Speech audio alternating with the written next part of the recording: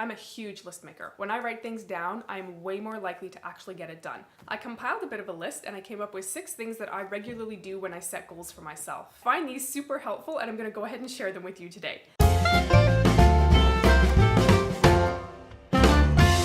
Hi everyone, I'm Hannah and welcome to Chore With Me. On this channel, we organize and simplify life by decluttering our homes and hearts. If that's something you are interested in, please consider hitting the subscribe button and then clicking the notification bell so you'll be alerted every time I make a new video. It's a new year, 2019, and that means most of us have probably made some sort of goals or we have aspirations for this new year. I'm a huge list maker. I love making lists, and over the years of writing many lists, crossing many things off, and realizing some of my goals were not very realistic or were they very obtainable, and I didn't do very well on some of my goals. But when I did meet my goals, I noticed there were some consistencies in things that I was doing that helped me. So before I actually set my goal, I like to have an end picture in mind. So I'm setting this goal because I want to wind up over here eventually. What is the big picture? Why am I writing this goal down? So I write my goal down and that's my start. My finish line is going to be over here for that particular goal. There's a bunch of little steps in the middle that I have to get to reach my end goal. But when I have a reason for setting a goal, it's much more motivating for me to actually continue working towards that goal. That doesn't mean I'm totally successful all the way through and I never miss a mark, because I definitely do. But if I know why I'm actually setting a goal, I always keep the big picture in mind. If I have a mess up here or there, you know what? It isn't a big deal. I'm gonna look past it, forgive myself for that, and continue moving forward.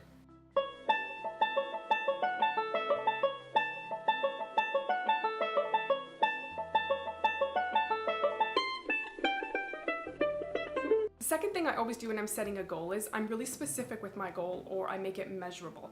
And that means it's really easy for me to say, yes, I'm meeting this goal, or nope, I haven't met this goal. If I make a goal that's really vague, then I always get to be the judge of whether or not I'm actually reaching that goal. And if I'm feeling nice to myself one day and generous, I'll say, yes, I'm absolutely meeting that goal, and maybe I'm not. And if I'm being really hard on myself another day, I might say, no, you're doing terrible, you haven't reached that goal at all.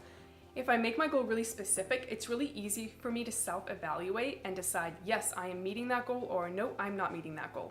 So a good example for me is I want to drink more water. Isn't that everyone's goal? And I feel like that's a goal I give myself every single year, and I'm going to continue to give myself that goal every single year until it becomes a better habit. So I measured how much water fits into this water bottle, and it is approximately 3 cups. My goal is to drink around 8 cups a day. That means I need to refill my bottle 3 times per day.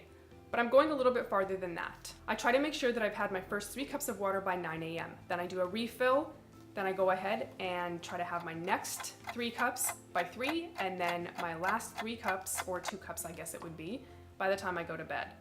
That's a really specific goal for me, because if I look at 10 o'clock and I still have this much water, I know I need to start chugging. I'm being a little more serious about how much water I'm drinking throughout my day. Moving on to number 3, writing your goals down. That's so obvious, I probably don't even have to say it, but I'm saying this for myself as much as anybody else. I write it down, and then I also need to put it someplace where I can see it. I've written my goals down and put them on the wall in my office. I see them every single day, and that's such a good reminder of what I'm working towards. The more I'm looking at those goals and remembering what it is that I want to do, the more likely I am to make decisions during the day that's actually going to help me achieve those goals. The next thing I like to do is check in or have an accountability partner. Now, because I'm putting this online, I guess you guys are all my accountability partners, and anytime you want, you can ask me, hey, how are you coming along with your goals, Hannah? It's good that we have people who will check up on us and keep us honest about the things that we're trying to achieve, because it's so easy to get off track, to get sidetracked, and to really not have that drive that we did when we first made our goals. I'm a pretty motivated person, but it's good to have my husband say, hey Hannah, how are your goals coming along? How's your water drinking coming along?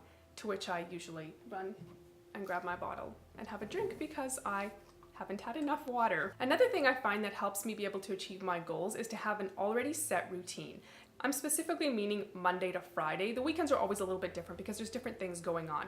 But I basically have a set routine from Monday to Friday. When I have a routine that's already set, I'm already making a habit of doing some of my goals without consciously having to tell myself, okay, go drink your water, or okay, it's time to get up now.